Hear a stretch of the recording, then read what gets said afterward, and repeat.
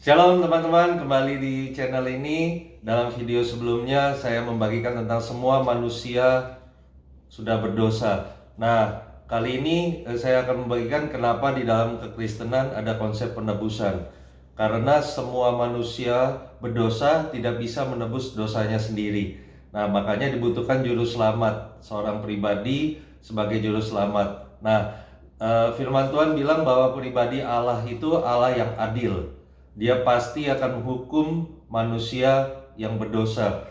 Dalam Ayub 10 ayat 14 firman Tuhan, "Kalau aku berbuat dosa, maka engkau akan mengawasi aku, dan engkau tidak akan membebaskan aku daripada kesalahanku." Jadi Allah pasti tidak akan membebaskan manusia yang berdosa dari hukuman. Nah, dalam Nahum 1 ayat 3 dikatakan Tuhan itu panjang sabar. Puji Tuhan, kita mempunyai Tuhan yang panjang sabar dan besar kuasa. Tetapi firman Tuhan katakan, Ia tidak sekali-kali membebaskan dari hukuman orang yang bersalah. Puji Tuhan, Dia panjang sabar, penuh kuasa, tapi Dia pasti adil, harus menghukum orang yang berdosa. Nah, makanya di satu sisi pribadi Allah itu pribadi yang adil, tapi di sisi lain Dia mempunyai hati yang penuh kasih. Pribadi Allah penuh kasih. Nah, makanya dalam Roma 5 ayat 8 firman Tuhan, akan tetapi Allah menunjukkan kasih-Nya kepada kita oleh karena Kristus telah mati untuk kita ketika kita masih berdosa. Jadi karena Dia penuh kasih, Dia memberikan anaknya yang tunggal yang paling dikasihi, yaitu Yesus Kristus, untuk datang ke dalam dunia menyelamatkan manusia yang berdosa. Dalam Mazmur 103 ayat 8 firman Tuhan juga mengatakan, Tuhan adalah penyayang dan pengasih, panjang sabar dan berlimpah kasih setia. Ayat 9, tidak selalu Ia menuntut dan tidak untuk selama-lamanya Ia mendendam dengan dosa kita, dan tidak dibalasnya kepada kita setimpal dengan kesalahan kita. Jadi karena Dia penuh kasih, Dia tidak mau kita dihukum karena dosa kita. Nah, bagaimana kasih Allah itu tetap berjalan, tapi keadilan Allah juga tetap berjalan.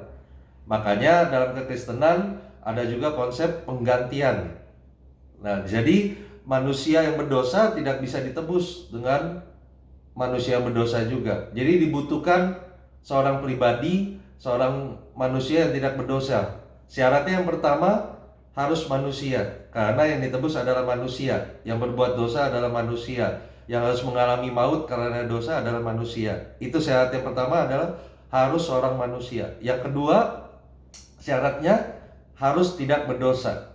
Jadi manusia yang tidak berdosa. Nah, di dalam dunia ini tidak ada manusia yang tidak berdosa. Nah, makanya dicari di sorga siapa yang tidak berdosa. Ternyata ada, yaitu pribadi Allah, bukan manusia tapi pribadi Allah yang tidak berdosa. Nah, makanya ketika hanya ditemukan pribadi Allah yang tidak berdosa, nah harus Allah sendiri yang menebus dosa. Makanya Allah menjadi manusia dan lahir dari seorang manusia supaya betul-betul sebagai seorang manusia. Nah, makanya lahirlah Yesus yang kita rayakan sebagai Natal.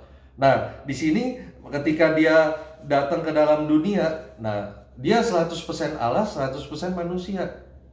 Karena kalau Dia hanya 100% manusia, Dia berdosa. Makanya kealahannya tidak hilang ketika Yesus datang ke dalam dunia.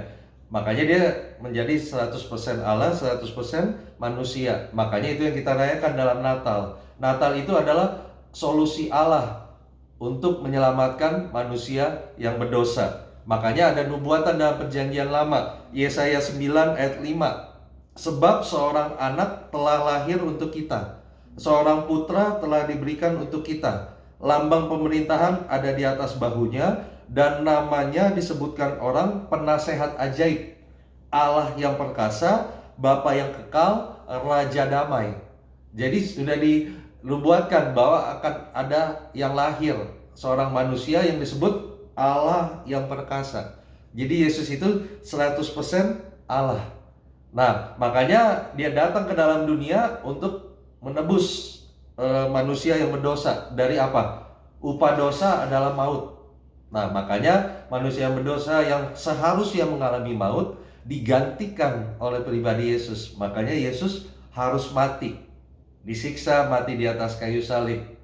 Nah, makanya puji Tuhan, sebagai orang yang percaya, kita sudah percaya Yesus sebagai Tuhan dan Juru Selamat. Dan bagi setiap orang yang belum percaya Yesus sebagai Tuhan dan Juru Selamat, inilah waktunya.